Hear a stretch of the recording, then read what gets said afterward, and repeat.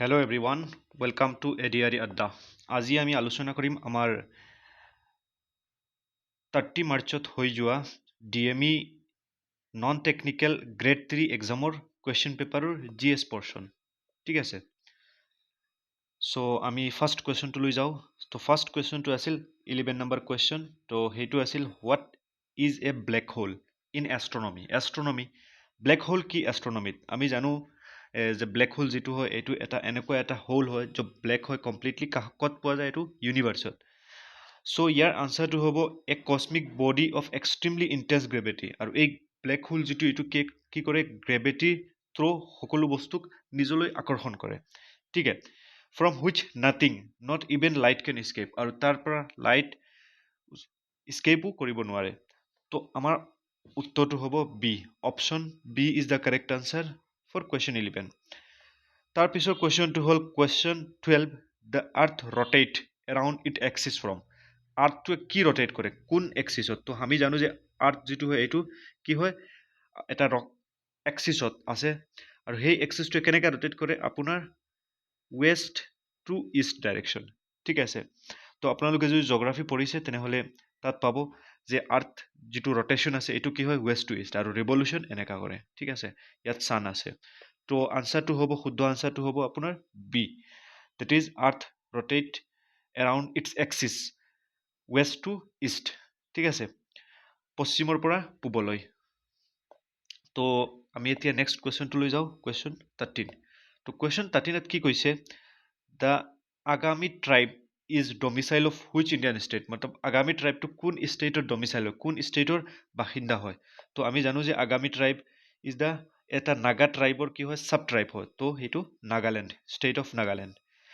তাৰপিছত কুৱেশ্যন 14 এইটো হিষ্ট্ৰীৰ পৰা আহিছে আপোনাৰ এনচিয়েণ্ট হিষ্ট্ৰী কুৱেশ্যনখিনি মই কৈ দিওঁ কৰ পৰা আহিছে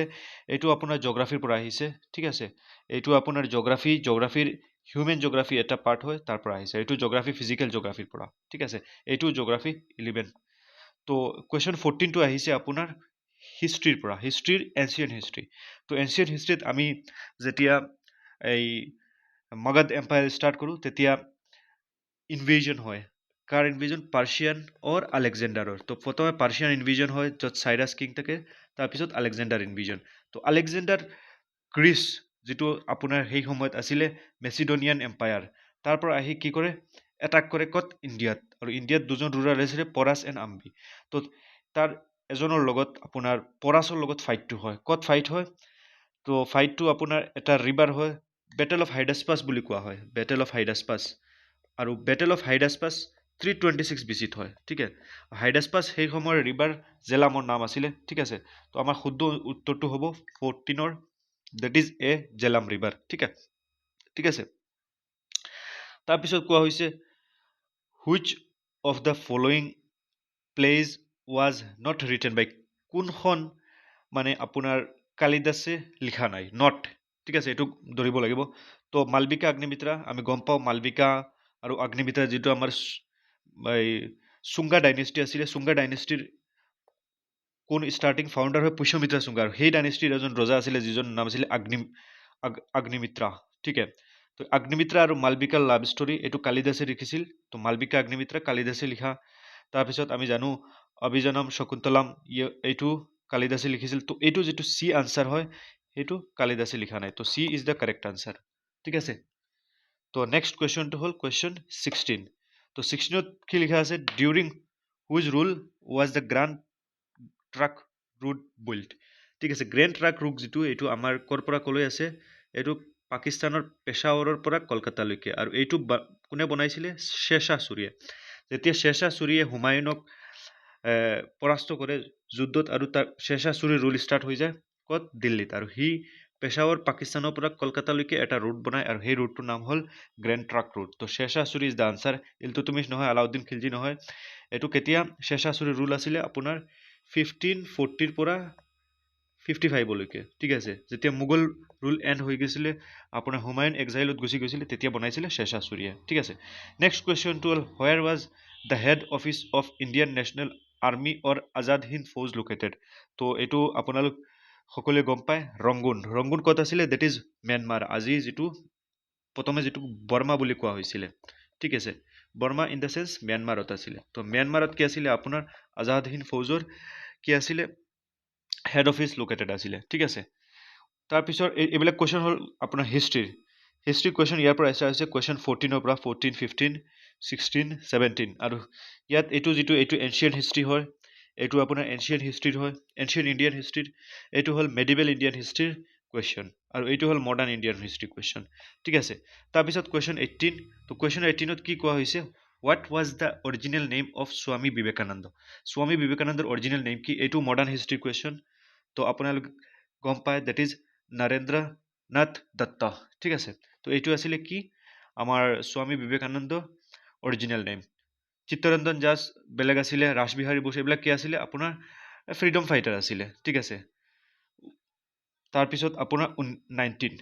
দাণ্ডি মাৰ্চ ৱাজ হেল্ড আপোনালোকে গম পায় দাণ্ডি মাৰ্চ কেতিয়া হৈছিলে 1930 ষ্টাৰ্ট কৰিছিলে গান্ধীজী আহমেদাবাদৰ পৰা দাণ্ডিলৈকে গৈছিলে দাণ্ডি ক'ত হয় গুজৰাটৰ কষ্টেল এৰিয়াত দাণ্ডিত গৈ কি কৈছিলে চল্ট ল ব্ৰেক কৰিছিলে ঠিক আছে আৰু চল্ট ল যেতিয়া ব্ৰেক কৰে তেওঁৰ লগত 78 মেম্বাৰ আছিলে আৰু 385 কিলোমিটাৰ ফ্ৰম সাবৰমাতি টু দাণ্ডি গৈছিলে তেওঁ খোজকাঢ়ি কিহৰ কাৰণে চল্ট ল ব্ৰেক কৰি তাত কি ষ্টাৰ্ট কৰিছে চিভিল ডিছঅবিডিয়েন্স মুভমেণ্ট তো কোনে লিড কৰিছিলে মহাত্মা গান্ধীয়ে লিড কৰিছিলে ঠিক আছে তো তাৰপিছত কুৱেশ্যনটো এইটো মডাৰ্ণ হিষ্ট্ৰীৰ পৰা আহিছে তাৰপিছত কুৱেশ্যনটো হ'ল আপোনাৰ which of the following is the classical dance of Andhra Pradesh এইটো আপোনাৰ আৰ্ট এণ্ড কালচাৰৰ পৰা কুৱেশ্যনটো আহিছে তো আপোনালোকে জানে 8 ক্লাছিকেল ডান্স আছে তো ভাৰত নাট্যমটো কৰ হয় তামিলনাডু ঠিক আছে মোহিনীঅট্টম কেৰালা কথকলি ইউপি সৰি কথকলি আপোনাৰ কাহা কৰ কেৰালা আৰু কঠক ইউপিৰ হয় কুচিপুড়ি অন্ধ্ৰপ্ৰদেশ ঠিক আছে তো সেইখিনি জানি ল'ব মণিপুৰীটো মণিপুৰ সত্ৰীয়া অসমৰ হয় ঠিক আছে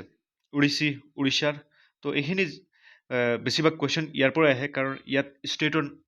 নামটো গম পোৱা নাযায় সেইকাৰণে তো কুচিপুড়ি ইজ দ্য ডান্স ক'ত ষ্টাৰ্ট হয় আপকা কুচলৱাজ যিবিলাক মানুহ সেইবিলাকে ষ্টাৰ্ট কৰে ঠিক আছে তো নেক্সট কুৱেশ্যনটো হ'ল কুৱেশ্যন 21 তো ইয়াত আপোনাৰ আৰ্ট এণ্ড কালচাৰ এটা কুৱেশ্যন হিষ্ট্ৰীৰ বাকীখিনি আহিছে এতিয়াৰ পৰা ষ্টাৰ্ট হৈছে আপোনাৰ পলিটি কুৱেশ্যন তো আপোনালোকে ইয়াৰ পৰা গম পাব যে মতলব আপুনি কিমানখিনি কাভাৰেজ কৰিব লাগে জি এছৰ সকলো ছাবজেক্ট আমাৰ কাৰণে ইম্পৰ্টেণ্ট হৈ যায় আৰু basically geography history and polity তাৰ পৰা বেছিভাগ কুৱেশ্যন দেখা পোৱা যায় ঠিক আছে জেনেৰেল ছায়েন্সৰো কুৱেশ্যন আহিছে তো who among the following is known as father of Indian constitution তো ফাদাৰ অফ ইণ্ডিয়ান কনষ্টিটিউশ্যন আমি সকলোৱে জানো ডক্টৰ ভীমৰাও আম্বেদকাৰ ঠিক আছে তেওঁ মানে যিটো কনষ্টিটিউশ্যন ড্ৰাফটিং কমিটিৰ হেড আছিলে বি এন ৰাও কি আছিলে এডভাইজাৰ আছিলে চ' বি এন ৰাও হ'ব নোৱাৰে কৃষ্ণস্বামী আয়াৰ কি আছিলে কমিটিৰ এজন মেম্বাৰ আছিলে আৰু আব্দুল কালাম আজাদটো আপোনালোকে জানে ফাৰ্ষ্ট মিনিষ্টাৰ আছিলে আপোনাৰ education so' C is the correct answer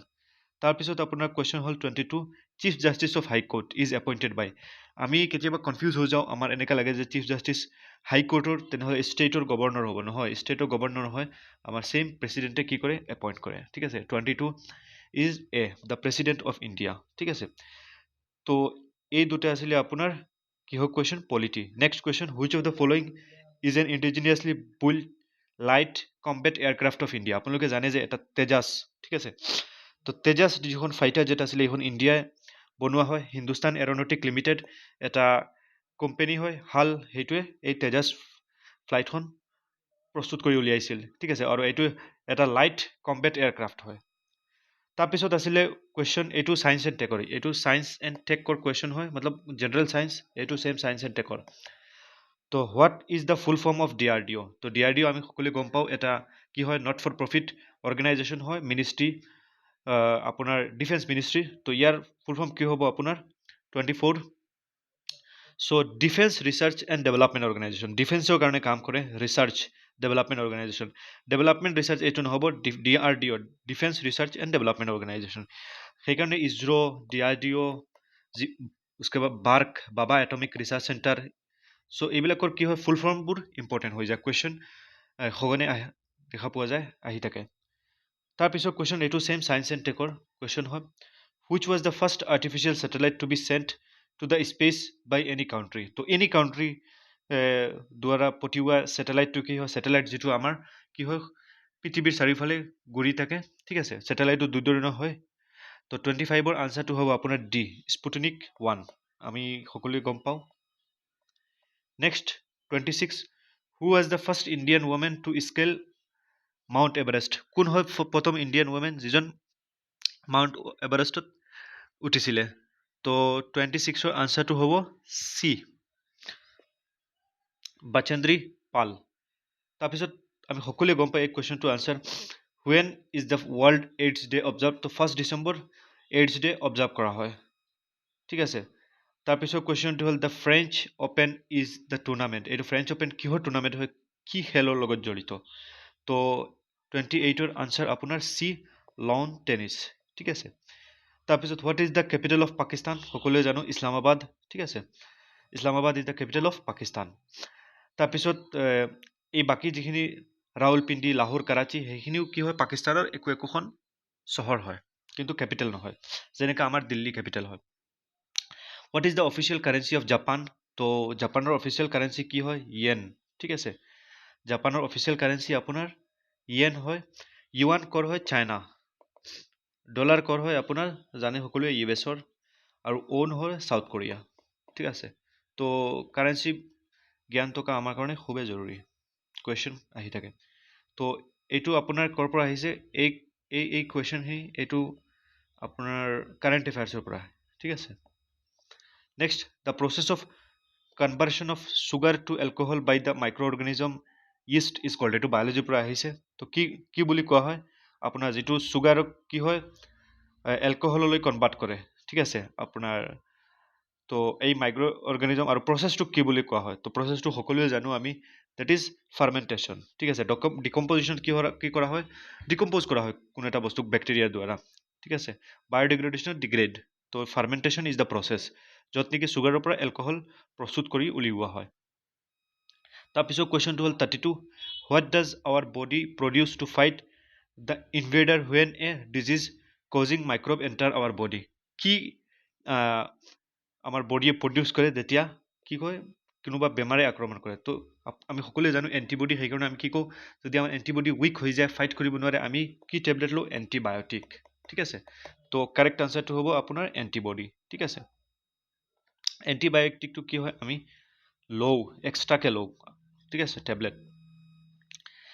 তাৰপিছত কুৱেশ্যনটো হ'ল 33 মাইক্ৰবিয়েল ডিজিজ যিবিলাক আমাৰ মাইক্ৰ'বছৰ দ্বাৰা ডিজিজ হয় ডেট কেন স্প্ৰেড ফ্ৰম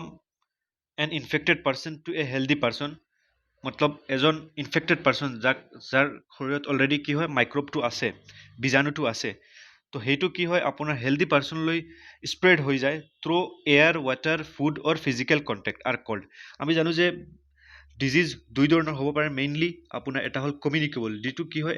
এজনৰ পৰা আনজনলৈকে কমিউনিকেট হয় যেনেকৈ আছিলে আপোনাৰ COVID-19 আৰু এটা হ'ল নন কমিউনিকেবল যিটো এজনৰ পৰা আৰু এজনলৈ বিয়পিব নোৱাৰে যেনেকুৱা আমাৰ ডায়েবেটিক হয় কেঞ্চাৰ হয় সেইবিলাক তো ইয়াৰ আনচাৰটো হ'ব শুদ্ধ আনচাৰটো হ'ব কমিউনিকেবল ডিজিজ ঠিক আছে which of the following material is non biodegradable কিন্তু কি বস্তু যিটো আমাৰ ডিগ্ৰেড নহয় তো আমি সকলোৱে গম পাওঁ আমাৰ এৱাৰনেছ থাকে প্লাষ্টিক বেগ এইবিলাক কি হয় ডিগ্ৰেড নহয় উড ডিগ্ৰেড হৈ যায় ক্লথ পেপাৰ এইবিলাক ডিগ্ৰেড হয় তো শুদ্ধ আনচাৰটো হ'ব ডি ঠিক আছে তাৰপিছত কুৱেশ্যনটো হ'ল 35 the property of metal by which they can be beaten into the thin sheet is called তো আমি জানো যে মেটেল যিবিলাক হয় সেইবিলাকৰ কি হয় দুটা প্ৰপাৰ্টি থাকে এটা হ'ল আপোনাৰ মেলিয়েবিলিটি আৰু এটা ডাক্টিলিটি কি হয় ইনটু কি কৰিব পাৰোঁ আমি ৱায়াৰত কনভাৰ্ট কৰিব পাৰোঁ ইজ ডেট ক্লিয়াৰ ৱায়াৰ বনাব পাৰোঁ তো লেকিন শ্বীট বনাব পাৰোঁ সেইটো আপোনাৰ কি প্ৰপাৰ্টিৰ কাৰণে এইটো মেলিয়েবিলিটি ঠিক আছে এইটো কি হয় মেটেলৰ এটা প্ৰপাৰ্টি আৰু কেতিয়াবা যদি আহে যে ৱায়াৰ বনাব পাৰোঁ তো সেইটো হ'ব আপোনাৰ ডাক্টিলিটি আৰু কণ্ডাক্টিভিটি মতলব ইলেক্ট্ৰিচিটি পাছ হয় ঠিক আছে আৰু ইলাষ্টিচিটিটো নহয় কিয় ইমান ইলাষ্টিক নহয় আপোনাৰ প্লাষ্টিকৰ নিচিনা so' correct answer is a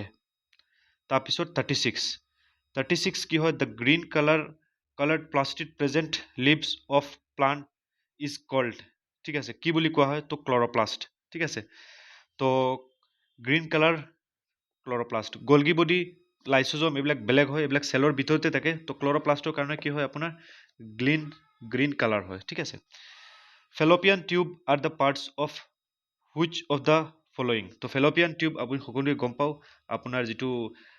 female reproductive system হয় তাৰ এই এটা পাৰ্ট হয় যিহে তাৰ থ্ৰুৱেদি কি হয় আমাৰ অবামটো ৰিলিজ হয় ঠিক আছে তো question 38 when two or more reactant react যেতিয়া দুটাৰ পৰা বেছি ৰিয়েক্টেণ্টে ৰিয়েক্ট কৰে উইথ ইচ আদাৰ এটা আৰু এটাৰ লগত ঠিক আছে to form a single product it is cold